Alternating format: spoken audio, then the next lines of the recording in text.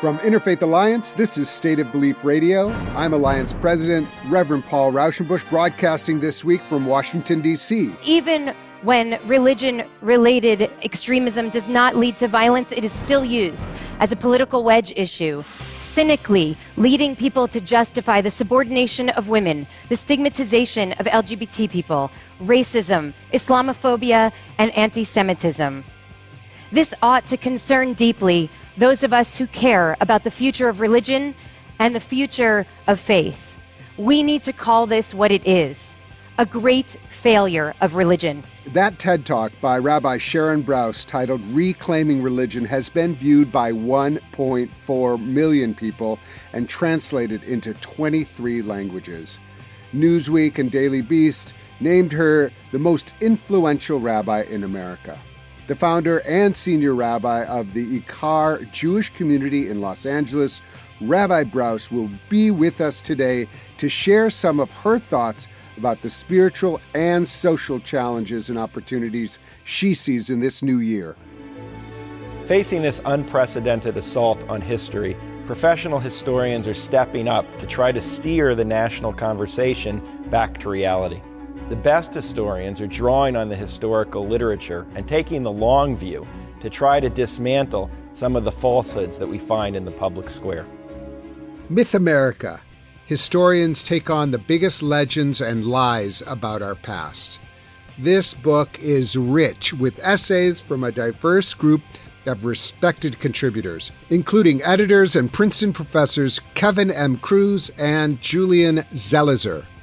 With so much of our culture and politics influenced heavily by fictions of an American past that never was, Myth America is essential reading for an understanding of the moment we're living in and guidance for finding our way back to a more reality-based understanding of ourselves as a nation.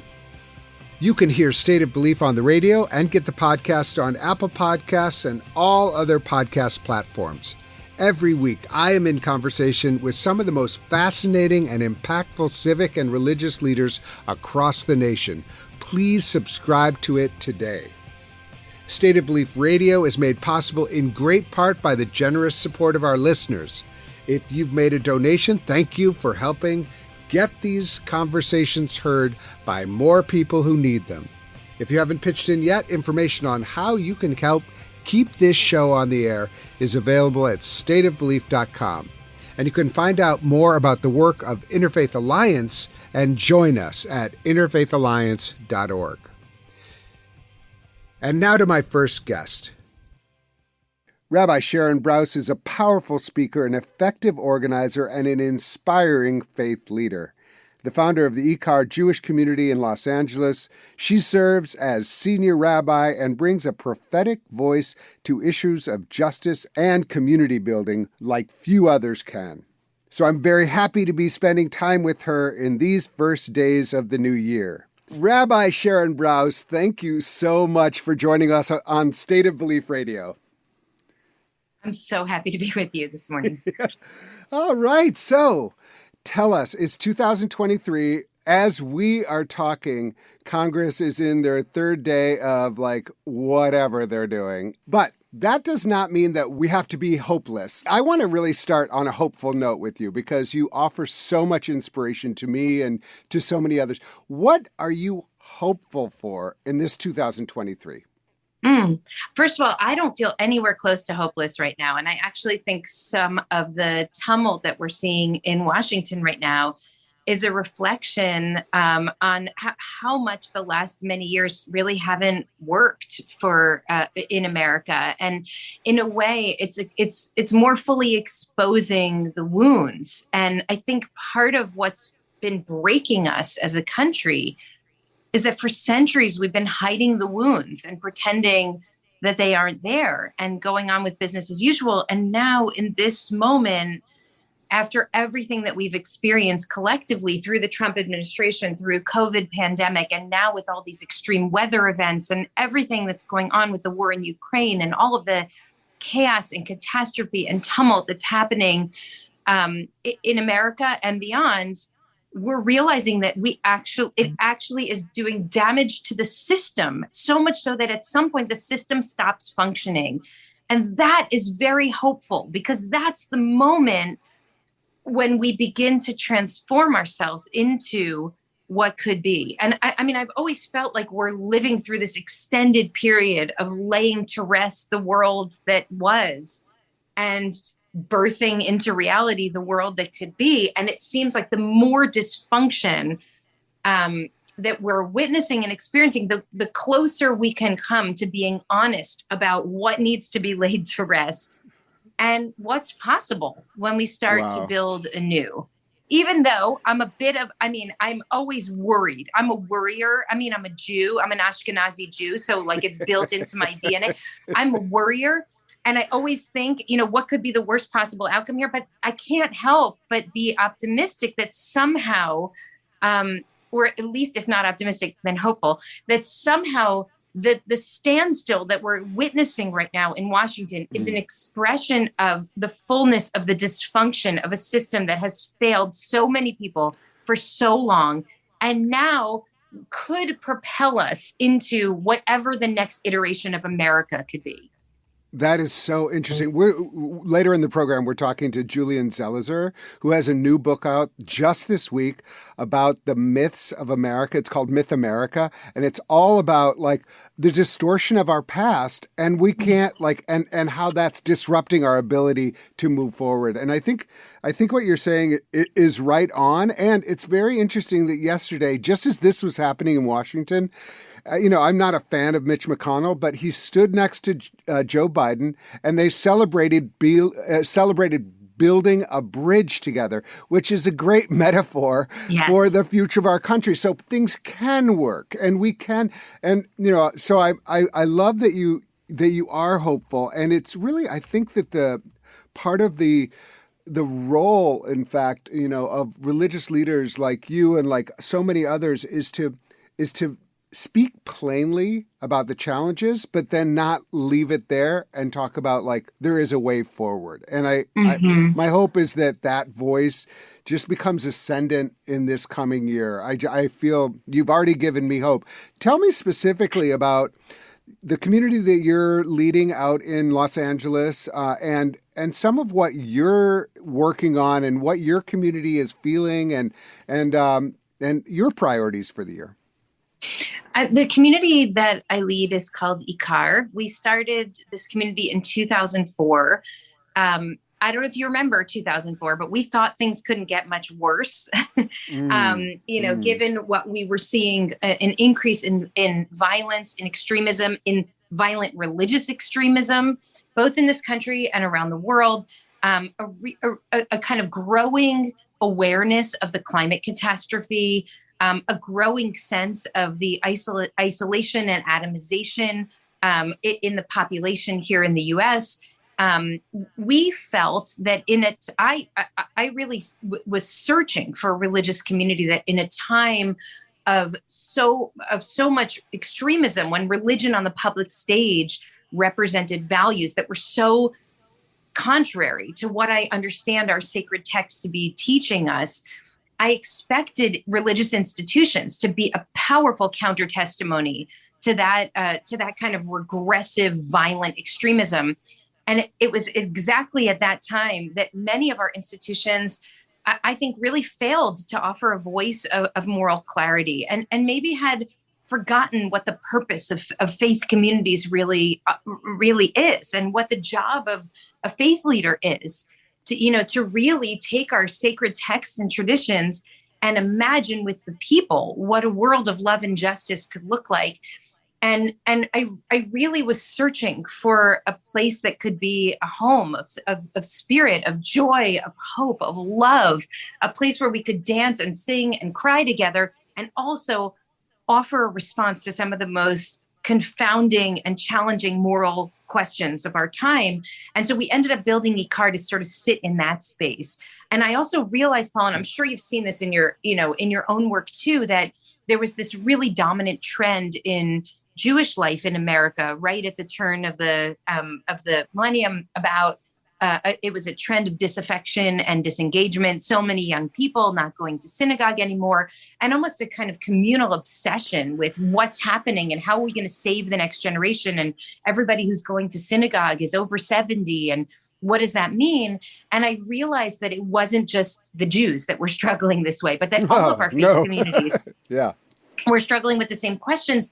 And so what if we actually reconceived of our faith communities and shared sacred spaces as places where we could talk about the most challenging moral questions of the day. And we could do it in a way where we're not afraid that we're going to lose a donor because we're going to say something that somebody might find inappropriate, but because it's actually the way that our tradition demands that we speak in these times of moral crisis. And so the community was really built at the, at that intersection, at the one trend of disaffection, disconnection, young people not being interested, and world on fire. And what we were trying to identify was, like, what can we do to reignite the imagination of a generation of people who feel totally disconnected from institutional religious life, but are spiritually hungry, are morally awake and alive, are desperate for community, and want to sing together and want to pray together and want to open our hearts and change our world. So that was the goal. And it's been almost 20 years. And the community has really developed a muscle over these 20 years to respond to and to address some of these great challenges as they've continued to unfold. So, when the 2016 election happened, the community was ready. I mean, we were already deeply enmeshed in the work, and we had really invested a lot in building multi-faith partnerships and others so that we could stand together. And so I think what started to unfold during those years of crisis was a kind of even deeper sense of connection to our tradition, to our community. In fact, I know we'll talk a little bit about anti-Semitism in this conversation, but the more that Jews have been targeted in Trump's America and post-Trump's America, the more deeply we felt connected not only to our Jewish community, but to the broader community, where there were many vulnerable minority communities that were being, attacked and on the front line and made to feel even more vulnerable. And so that this era has kind of been marked by a renewed commitment to imagining a different kind of Jewish community and a different kind of faith community and a different kind of society, and then rededicating ourselves to realizing that vision together. Yeah. I mean, I feel like that, it's great to do the work so you're ready, and it seems like you all are ready for this moment. And I know you have these connections. Let's talk a little bit about, what anti-Semitism looks like in 2023, because this is what is perhaps the most, maybe not shocking, but still feels shocking, is that some of my Jewish relatives and my Jewish friends, some of them are thinking, you know what, maybe I should move to Germany, which to me is the most wild irony and indictment of our country right now, that they don't feel safe in America, and they're looking towards Germany for a home. And, not to, what I mean by that. You know what I mean, how ironic that is. What is the state of anti-Semitism right now as you're seeing it, and how you would like the broader community, Jewish and non-Jewish alike, to imagine how that feels, and then also to get engaged to counteract it? Yeah. First of all, thank you for asking the question. I think this is an era of awakening in so many ways. It's been certainly an era of awakening in the racial justice space and really trying to understand how anti-Black racism has permeated every aspect of life in America, every system, every individual and every collective. And and all other kinds of biases that we hold in our, in our broader culture. And I think one of the least interrogated racisms in America is anti-Semitism. And so I deeply appreciate you asking. I would say that there's been a turning point in the way that anti-Semitism has functioned in America in 2017. So over the last several years, we've seen a kind of transformation, and it's all happening so quickly that many people don't understand it, even Jews. So we often are like, what is going on? So Charlottesville 2017, these neo-Nazis are marching to protest a Robert E. Lee statue being taken down, and they're chanting, "Jews will not replace us." And I think most people in America, including most Jews, are like, what do the Jews have to do with your Robert E. Lee statue? Like, what are you even talking about? Why are you surrounding a synagogue and threatening to burn down a synagogue? What does this Jewish community of Charlottesville have to do with your anti-Black racism? And only through investigation and interrogation do we understand what's actually going on, which is, as Eric Ward and others have been unfolding for us and really sharing with us over the course of the last many years, the way that anti-Semitism is the beating heart of white supremacy and white nationalism in America. The way that this ideology, this European-style anti-Semitic ideology, has been at the heart of the movement toward building a white-only America. It's very much at the heart of the lie of the white genocide. And so what does it have to do with it? I mean, part of it is rooted, as we've learned, in the disbelief around Black excellence. At the heart of anti-Black racism, the belief among many of these white nationalists that Black people can't achieve excellence on their own. So it must be that the Jews are the puppet masters who are manipulating movements for social justice, movements for racial justice in America. You remember the lie that Soros was responsible for the caravan of brown people that were going to invade America, which ultimately led a person, an unhinged person, to go into the Tree of Life synagogue in Pittsburgh and murder a bunch of Jews who were at worship on Shabbat morning. So the idea is that Jews are the master manipulators who control the media, who control government, who control the banks. And each of these tropes, is so dangerous. They're part of this very dangerous conspiracy theory that build a kind of composite picture that Jews are a nefarious force within our society that operate as a kind of fifth column that either has or strives for world domination. And the rest of America are sort of the suckers that are going to be, victimized by the plot of the Jews. Now, this is, as I said, this is not a new idea. This is a very old idea. It's a very old European form of anti-Semitism. But now that anti-Semitism is what's at the heart of the anti-Semitism that's emerging in America. And what I think what I really want people to understand is how this is not only dangerous for Jews, this is a danger for everybody. Because when anti-Semitism thrives in a society, racism thrives. And when anti-Semitic language is proliferating in a culture, nobody is safe. When violence against Jews becomes normalized, as it has, and you've seen, I'm sure, all these reports of, hate crimes in Los Angeles, hate crimes in America, the kind of spiking of hate crimes, and the religious group that's targeted, by far and away, number one on that list is always the Jews, right? They're violent attacks on the Jews. When violence against Jews becomes normalized, there's an increase in violence generally in a culture, and especially against other minority communities. And anti-Semitic lies, anti-Semitic conspiracy theories don't only endanger us, they actually endanger democracy. And so part of what I want people to understand is that anti-Semitism has always been used as a wedge issue to kind of break apart those who would resist tyranny. And it's exactly the playbook that we've seen in America over the last 6 or 7 years, that as there's a movement that has emerged to respond to a move toward autocracy and tyranny, it's the anti-Semitic lie that kind of wedges into those movements in order to break people apart so that they can't stand on the stage together, so that they can't fight back together, because we're so much weaker when we're functioning in these kind of disparate and broken and fragmented ways. And we're so much more powerful when we can actually stand together.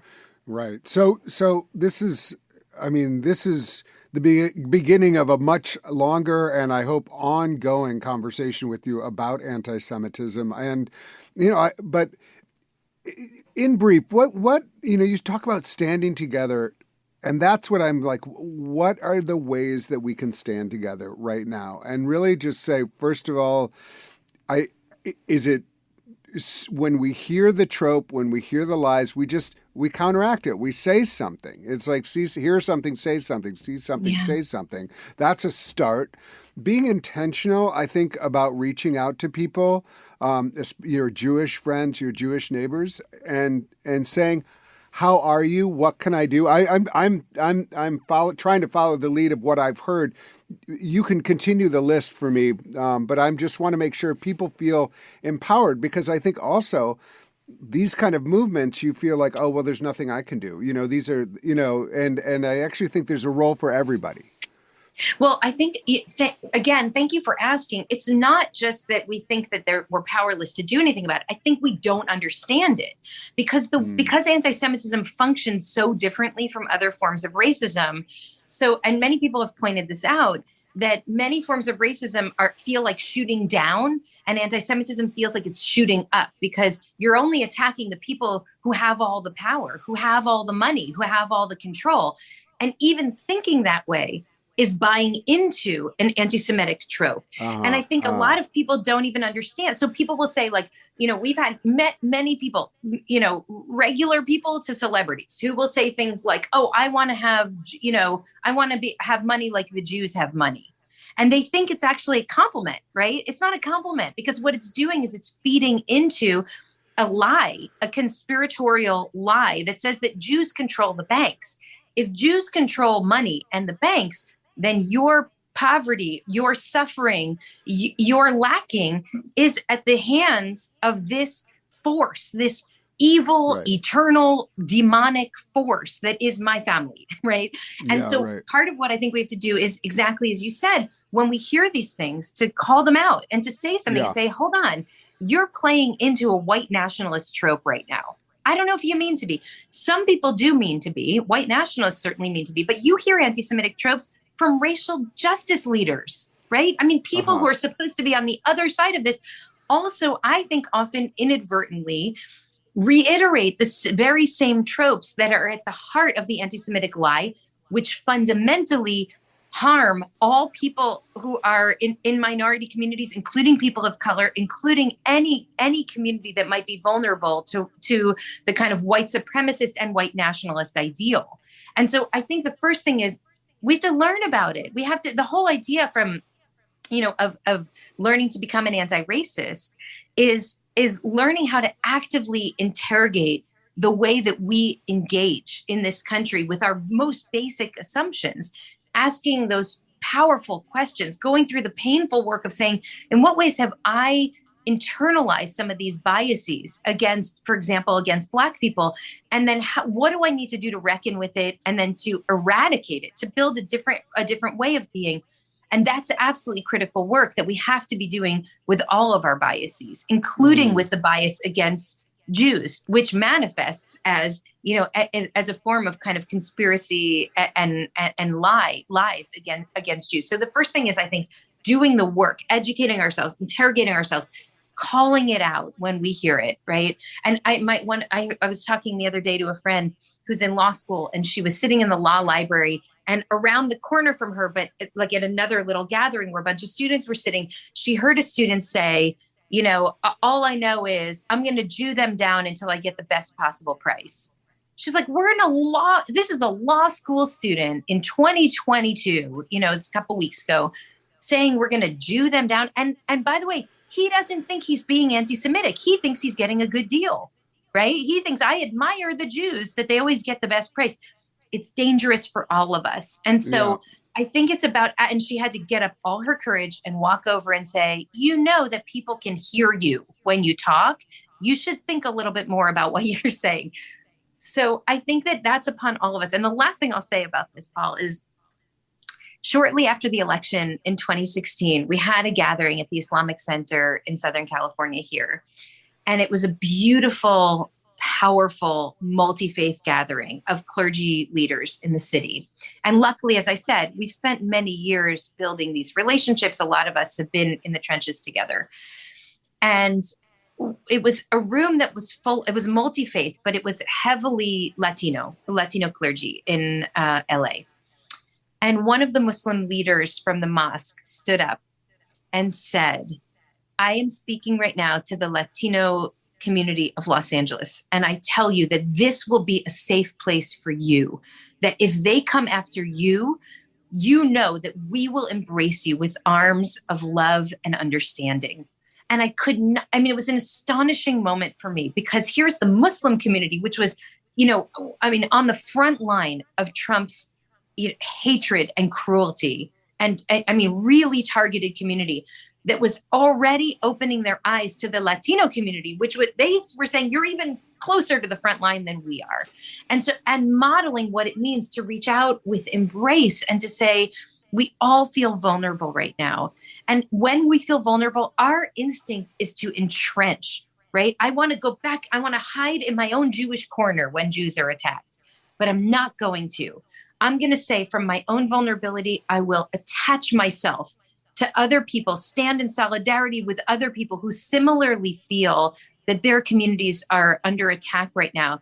And together we're going to continue to invest in building a coalition that will manifest a society of love and justice, because none of us can do it alone. The only way that will happen is we do it together. I love that. Thank you so much for that. All of that wisdom, challenge, bracing, but also, this is what we need. This is what we need right now. So thank you so much for all of that. And I really appreciate it. Rabbi Sharon Brous is founder and senior rabbi at IKAR Jewish community in Los Angeles, California. She is a senior fellow at Auburn Seminary. Sharon, I really appreciate you being here to help us think about ways to move into this new year together. Thanks for coming back on State of Belief Radio. Thank you. We should do this more often. It's a joy. Coming up next, we'll take on Myth America with historian Julian Zelizer. If you miss any part of today's program, you can hear full episodes of State of Belief anytime on our website.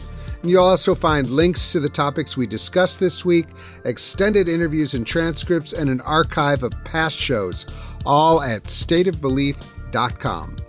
You're listening to State of Belief Radio, made for such a time as this.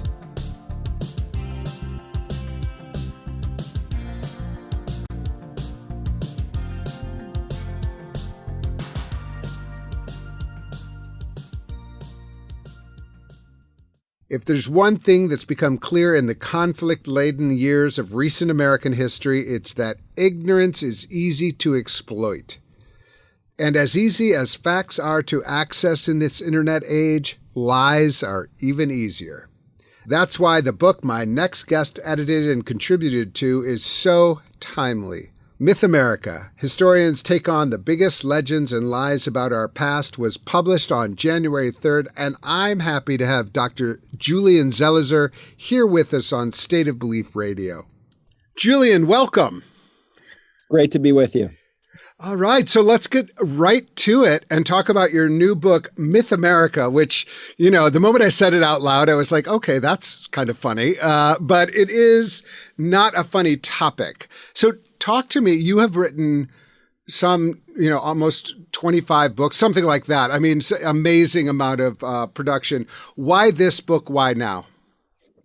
Well, we're trying to accomplish two things, my co-editor, Kevin Cruz, and myself. The first is responding to a feeling that in the last 5-10 years, the number of myths that you hear about American history, meaning arguments about the past that are often in the media that are just fundamentally disconnected from what we know, kind of basic stuff that you learn in most college classrooms, had really become extreme. And it matters in terms of how people understand history. It matters often in political debates, both about the classroom and other policy issues. So we wanted to try to set the record straight to some extent and invite some of the country's best historians who write well, who are easy to understand, to kind of bring together everything they have learned and studied on a subject and to set the record straight so that we can have a proper conversation and a proper debate. And the second is, there's this disconnect between the university and the public that keeps getting worse. There's almost a level of hostility. And we just wanted to showcase some really bright historians writing about everything from U.S. foreign policy to the Great Society, and show how good this kind of work can be. And how helpful it can be to really getting into more intelligent conversations about American history. It is a really incredible group of historians. And obviously, you are not going to get into the business of ranking historians, but are there like a top 5 myths that you said that were on the immediate list? By the way, we should mention that Professor Cruz is the co-editor of this book, and he's been on this show and is a wonderful fellow. Are there top 5 myths that you just felt like, okay, when we were thinking about this book, this is part of the reason we wanted to address these? What come to mind immediately? Well, a few. I mean, one would have been this idea that government is never very effective. And often you hear pundits and reporters talking that the New Deal was a failure. It didn't really help until we got into World War II to get us out of the Depression. The Great Society was this catastrophic failure that did the opposite of what was intended. And we have 2 essays on those subjects. And it was right from the start one of our hopes to try to show that you can have a debate about if government is good and when it's good and bad. But these were incredibly effective programs that achieved their goals. And that was important. The second is to show in different ways the way in which race has really been inscribed in American politics and racism, and how long the struggle has been to undo the impact in American institutions, and the different kind of protests that have taken form over the years, which often don't fall into the neat categories you hear about, kind of the good civil rights protests versus the more radical protests. And we have many essays that deal with that.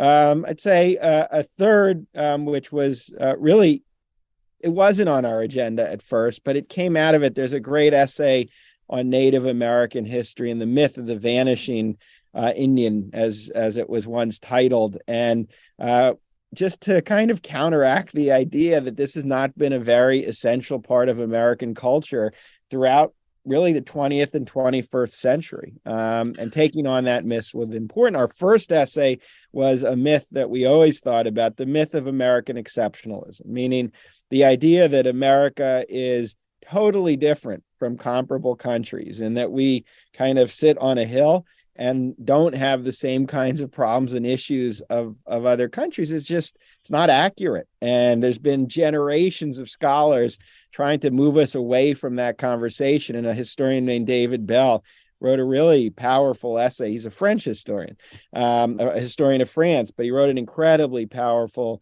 argument about that. And then finally, we did think early on about some of the myths you hear about feminism very often in the conservative media, that feminism was antithetical to family values, that it was opposed to the family.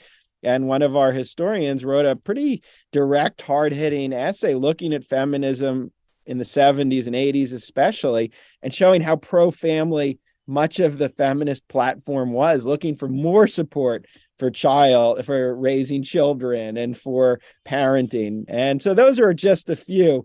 And I think our authors did a good job taking them on. Yeah, well, it's really needed because you see these are all, everything that you mentioned, of course, is under the, is now easily dismissed as, woke or whatever is the easily dismissed thing or title. And it's become a battleground for what universities, especially public universities, can teach. You know, I mean, that as a historian must chill you to the bone. To me, as an American, that is very chilling. That we can't actually teach history because we're almost indebted to these myths of what is like, not indebted, but we're like chained to these myths that people have a vested interest in sustaining. I mean, talk to me about it as someone who kind of lives and breathes the academy. Yeah, look, it's very frustrating. Some of the book, we often joke, Kevin and myself and other authors, these are really good, compelling essays, but some of the findings are not totally earth-shattering if you work in the profession or if you take classes at a college level. And coming back to this concept that now has so much power of being too woke, and it's had a direct influence. You have states that are literally legislating things you can't teach in the classroom involving the impact of race in American life. And it's not some radical idea that racism, the impact of slavery, even after slavery was over, has been pretty fundamental in how American politics and society works. It's frustrating to see these debates where it's characterized as some extremist view that left-wing historians are trying to teach the kids. This is the reality of American history. And what's dangerous, I mean, it was already frustrating when it was just a debate, but the way it's now moving really directly in states like Florida and Texas into what's going to happen in the classroom it's just terrible. And again, you can have all sorts of intelligent and constructive debates with students about how did race play in, where was racism checked, whatever the debate is. But to somehow argue this is a really far out idea to emphasize its perpetual impact really doesn't sit well, I think, with a lot of historians. Yeah. I mean, one of the things I know that we talked about this, that you don't directly go into like the myth of the Christian nation, but I am curious how, that's something we talk about a lot as we have this rise of Christian nationalism and the rise of people who are insistent that not only was this country founded by Christians for Christians, but it remains important that it be understood as a Christian nation, and that when we veer from our Christian nationdom, we are betraying God, and then we lose our exceptionalism. I mean, it's really a trap, and it's so for me as someone who, as a Baptist pastor, as someone who feels very indebted to my faith as well as to my country, I find the Baptist tradition was specifically to say we don't want a national religion because it's going to hurt us. And so I find it very ironic and frustrating that we're coming up against this Christian nationalism rooted in this idea that we are meant to be a Christian nation. We're founded as a Christian nation and meant to be a Christian nation. You didn't deal with that directly, but that has to be kind of adjacent to the what you're talking about here. No, absolutely. I'd start by saying there were many myths that we don't cover. Oh, sure. Yeah, that is not a critique. Yeah. No. And even like just in thinking of the book, obviously there's this very vigorous and robust debate about the 1619 Project. And my co-editor wrote an essay in that. And in the end, we decided we weren't going to put that front and center because there's so much out there. And so we picked other issues. That said, no, I think you're right. And you can even look in the book, we have a couple chapters on the history of immigration and really how central this has been to the fabric of the nation. And we have a great essay about the border that looks at the border not as a place of perpetual danger and violence, but of true cultural, ethnic, social integration, of vibrant commerce and community, really a history of the border that's totally at odds with what you normally... I love that. That is so great about it's actually the influx of vibrancy, of talent, of what can make us, my own background, people coming from Jewish backgrounds and, wanting to be part of this great experiment, as they call it. They soon were like, oh, and there's slavery. What the, but they were like, and there was no Ellis Island when they came. It was like they came right in, and they contributed. And I think I love that. That's the kind of thing that I can imagine this book being so helpful, is reframing or correctly giving a corrective lens to so many of the myths that are really destructive and intentionally paralysis. I'll just mention one other thing that you touched on, this idea that government is inherently bad. Yep. and that we cannot legislate anything good, including can you talk a little bit about that essay and what made that powerful for you? Yeah, so he had one was his historian named Eric Rauschway, who wrote about the New Deal, and he's been like on this case forever. So we definitely wanted him in the book. And there's a whole line of argument that it's not simply in the conservative media or publishing anymore. A lot of non-conservatives also subscribe that the New Deal didn't work, that FDR, Franklin Roosevelt, passed all these programs in the 1930s. And at the end of the 30s, we were still in a Great Depression. It took World War II and the spending from the war to get us out of it. And Rauschway just has again, it's a really short, succinct essay.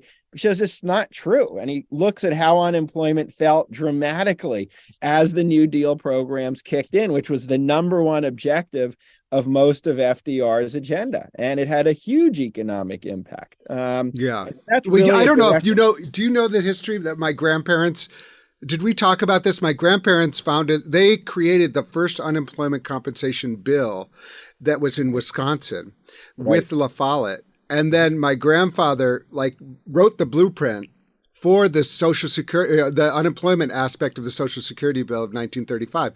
That's a perfect example. And then the Post in 2020 was like, how did unemployment compensation happen? Because everyone was on unemployment compensation, which really alleviated the suffering of millions. It didn't fall from the sky. People created a governmental program meant to alleviate poverty, and it worked. Right. And it worked because so I think that's so interesting. I'm excited for this book. I am worried though that people unfortunately get their information from the internet, from social media. So what I want you to do is promise me right now that you're going to become a TikTok star. He's laughing. He's laughing, but I'm not laughing. I mean, how do we get these things? I mean, how do we? I think you're absolutely right. We need the academy has to speak into the nation more, and I just don't know how that works. Books are popular, but not everyone is getting their information this way. So I'm obviously joking. This is an impossible assignment, but I do think I worry that the font of misinformation and disinformation is so strong that we're having a little bit. We're in a whirlpool and we're trying to figure out what's the way to counteract it. Yeah, no, I mean it's not a joke at all. It's actually a great question, and it's funny that instinctively you don't think of TikTok as a place to do it, but the fact is that's one path where there's a lot of influence actually in terms of even books and ideas and how you get it out there. Look, all the authors in our book, we chose not just smart historians who are good writers, but people who are called public facing, meaning many of them were on Twitter or they are on TV, such as myself, or radio. They're people who are constantly trying to be part of the conversation, even given the echo chamber obstacles that you're talking about. And so their work will continue after this book is done. I think we both believe this is an important role for the academics who want to do this. But I think one question is who's willing to do it, and all of us are willing to do it and to write in ways that are accessible. But the second question, or part of that's a good one. How do you do that? So look, my normal thing is to go on TV or radio shows or podcasts, and I still will do that.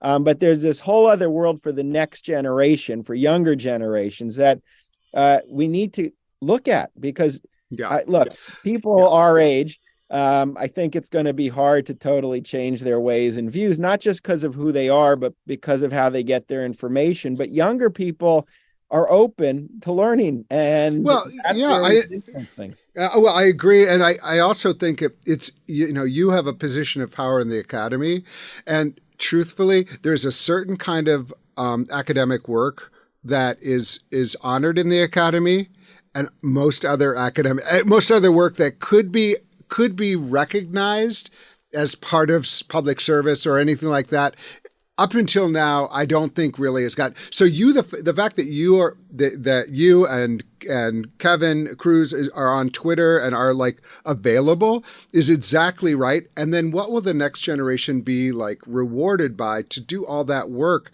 to get really meaningful and smart work out there? That's a little soapbox that comes from most of my professional life has been happened during the advent of the internet. And I've just watched us, especially like religious folks, like kind of sane religious folks who are like me, not sane is a strong word, but like, people who like, we kind of just abdicated the space because the internet was kind of tainted and then other people were very interested in filling it. And I think that has to be like a really an important focus of the future in the Academy. I would love to talk about a couple other books that you've been working on. The first one I would love to just mention, which if people don't know about it, they need to know it, is that you wrote a book about Rabbi Abraham Joshua Heschel fairly recently, in the last year or so, right? Mm-hmm. Yeah. And we're coming up on MLK weekend. Rabbi Heschel was such an important figure in American religious history, especially as an example. I think he and King are almost the archetype of interfaith cooperation and working together for a goal. I wonder if you could just talk a little bit about that book, how it came about, and what you feel like you learned from it that might be really important for our audience to hear today.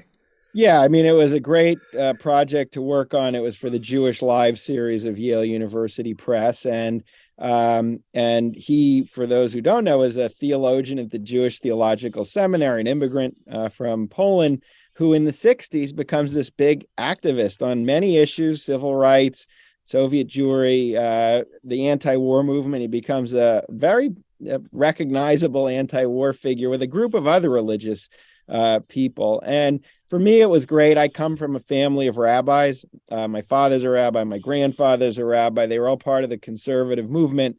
And Heschel, though he came from Orthodox background, taught in the seminary where the rabbis were trained. I learned two things that were really important for me. Three. One was what you were talking about earlier, that Christian nationalism also kind of insists on a particular idea of religion very often, and how we should think of religion in public life. And he was part of a pretty progressive generation that saw a natural connection between theology, between practice, and ultimately doing well and doing good in the lived world, and translating those ideas to the social justice issues of our time. And I think that's an important strand of religiosity that since the 70s has really lost a lot of attention because of the religious right and the moral majority are such big players on the public stage. Second, he was part of a really interesting era that you know about in the 40s, 50s, and 60s with these writers who were writing about pretty esoteric and very theological questions about the relationship of humans and God, and concepts of the divine that were actually being published by big presses. They were being covered by magazines like Time and Newsweek. And I think that world also has become lost. They weren't political. They were asking these huge questions about spirituality and piety that I feel often today don't have much space. And finally, just again, it's a different way to understand religion in American life, not as just constricting or not as one vision that we always have and have to protect, but of a kind of flourishing, experimental, dynamic world that he was part of, Heschel, constantly looking for those points of connection between the sacred and the secular. And it was really important in post-World War II America, and I wanted to bring that back. It's extraordinary. And actually, I think that what, this this is going to sound shallow, and it is, but the great thing about the Jewish Lives series is that they are readable. I mean, like they're not, you could write, 800-page book about Heschel. These are not those books. There was one written about my great-grandfather by Jeffrey Rosen. They're concise. I encourage people to check out that series, and especially your book. And then I do, as we're taping this show, there's something crazy going on in Congress. And because you wrote a book called Burning Down the House, Newt Gingrich and the Rise of the New Republican Party, I can't resist asking you what you're thinking. What's your take on what's happening and what it means for the Republican Party and what it means for America going forward? I think it's one of these things that's increasingly predictable, meaning what you've seen since the 80s is much of the Republican Party has really radicalized. And each generation becomes more radical in terms of the tactics that Republicans are willing to use, in terms of being less concerned about issues like governing or even the health of our institutions, and almost a purely partisan mentality. And when you have a group like that, when you have a party like that, it becomes very hard to govern, because in the end, and this is what McCarthy is seeing and we're all watching, the concern about governing isn't that urgent. So the Republicans, whether they're the Freedom Caucus Republicans or now this new generation, even more extreme of Trumpian Republicans, they'll wait this out. They don't mind causing chaos. They'll cause more of it once the speaker is collected, because they don't feel a sense of urgency in establishing order. It's just not a priority, as it is, I would argue, still for many Democrats, despite all their divisions. It's fundamentally different. And so it becomes harder to manage a caucus like that. They don't care about appeals of what looks good or what looks bad, nor do they care about appeals of, is this dangerous ultimately for making decisions? And I think that's what he's confronting at this point. Even if you give them everything they want, which is what he essentially did, literally 5 people can bring his whole term to an end within minutes. It's not enough. It's interesting how it goes back to this idea of the myth of that government can't do anything. I mean, they lean very heavily into that. That's not what we're here to do. In fact, we want to do less. It really is, it's, I have to say, I would say part of it also, this was true of Speaker John Boehner, who since he was Speaker, has kind of really castigated the Republicans of his time. He's called Jim Jordan a legislative terrorist, and he wrote a whole memoir basically saying that was a bad path for the party. But Boehner, and I'll connect it to McCarthy, he was usually willing to live with the Tea Party Republicans. He saw them as useful for his politics. He opened the doors to them. He helped candidates win office. And so then ultimately they kicked him out, but he was living with kind of a caucus, a party he helped create. And McCarthy isn't that different. McCarthy sat still during a lot of the Trump presidency, usually supportive of the president. He's worked with a lot of these Republicans over the years. In fact, in the lead up to this vote, he has been giving them, again, everything they wanted. So he shouldn't be so surprised, but nor can he separate himself. This is his party, and that's what he's dealing with, not some foreign party. Yeah, I think it shows that we're going to have just a difficult next 2 years. It's difficult to see what productive can come out of Congress, or the House of Representatives. And it's interesting, the contrast with the Democrats right now. I'll agree that the Democrats in disarray has been a storyline for so long. We think it, but they all supported the candidate that essentially I think Representative Pelosi approved of, which was Representative Jeffrey. So and that gets back to the myth of government, meaning that if you are a party that ultimately still believes in government, which the Democrats are, you're going to invest in making sure government is functioning. And if you're a party that doesn't believe in government and subscribes to real myths about government never working, you're much more willing to undo, unsettle, destabilize the ability of government to work, because it still fits with your agenda. So I think that helps explain some of the asymmetry between the parties. And it'll be fascinating to see how this all rumbles up to a 2024 election. The last thing I just want to touch base on is that you told me you're working on a new book about the 1960s and Black delegates from Mississippi, I think it was, and the Democratic Convention. Can you just give us a little bit of background about that so that we can have something to look forward to as we watch the Congress meltdown? Yeah, it's a story that took place in 1964. It was a group of activists from Mississippi, primarily led by SNCC. They form a party called the Mississippi Freedom Democratic Party. It's part of Freedom Summer. And basically, they send 68 delegates, 64 Black Americans, 4 white Americans, to the Democratic Convention in Atlantic City. And they say, this is where Lyndon Johnson's being nominated to run again, that they should be seated instead of the all-white delegation whose power was only in existence because Black Americans couldn't vote and because they were not allowed to be full participants. So it was a really important moment. In the end, Lyndon Johnson and much of the party rebuff most of their demands. And they do this watered-down compromise that leaves no one happy. And for civil rights activists, it's a real turning point because they see how the rules won't always work and how some of the institutions were fundamentally broken because of how racism played into the stories. It's a very dramatic story that I'm working on now, and I want to kind of share with readers. It must be so powerful. And that's, again, it's a story that we don't hear. That's a story that is like a faint whisper in my mind, but it is not a story that I know enough about. And yet it is, you say it's a pivotal moment in the civil rights movement, which makes total sense to me. And that's the kind of thing that will help everyone. If we learn these kind of things, it will help all of us learn how to be a better country together, learn how to live together better. Julian E. Zelizer is professor of history and public affairs at Princeton University.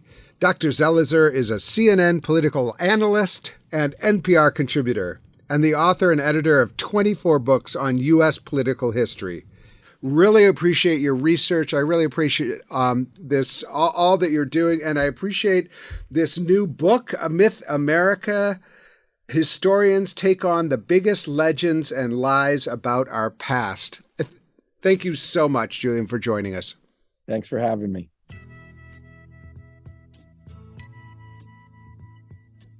And with that, I'm afraid that's all the time we have for this week's show. We need your help keeping this show on the air. I hope you'll consider being a partner in this crucial work by making a financial contribution today. Information on how to donate is available at stateofbelief.com. That's stateofbelief.com.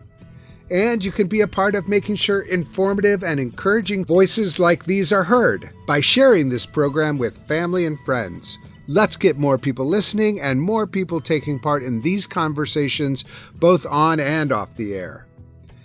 Never miss an episode by subscribing to the weekly State of Belief podcast on Apple Podcast or your favorite podcast platform. And join the conversation. Follow us on Facebook and Twitter at State of Belief and share State of Belief with the people in your life. State of Belief is produced by Ray Kirstein and is a production of Interfaith Alliance. Become a member today at interfaithalliance.org. And be sure to join us next week. I can't wait. Until then, I'm Paul Raushenbush, and this is the State of Belief. I think it's time we stop. Children, what's that sound? Everybody look what's going down.